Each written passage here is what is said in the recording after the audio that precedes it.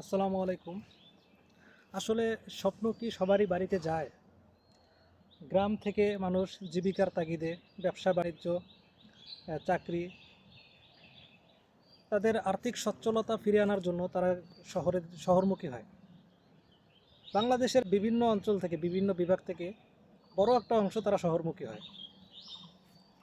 তারা শহরে দীর্ঘদিন থেকে তাদের স্বপ্নটাকে তারা পুঁজি করে।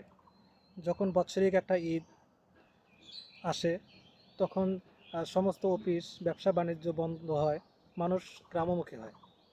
কিন্তু ওই সময় ব্যাপক একটা অংশ একসঙ্গে গ্রামমুখী হওয়ার কারণে, যানজটের কারণে আসলে সবার স্বপ্ন বাড়িতে আসে না। মাঝপথে, যাত্রাপথে তাদের স্বপ্নটা ভেঙে চূর্ণ বিচূর্ণ হয়ে যায়। শুধু স্বপ্নই ভাঙে না, হয়তোবা তাদের জীবনের আলোটাও একেবারেই নিভে যায়। আমি যখন আজকে ভিডিওটা রেকর্ড করতেছি, আজকে মার্চের 19 তারিখ। আমরা যদি গতকালকে অর্থাৎ মার্চের 18 তারিখের দিকে যদি আমরা তাকাই, শুধু প্রাণহানি। বাস অ্যাক্সিডেন্ট, ট্রেন লাইনচ্যুত, লঞ্চে লঞ্চ লঞ্চ সংঘর্ষে প্রাণহানি।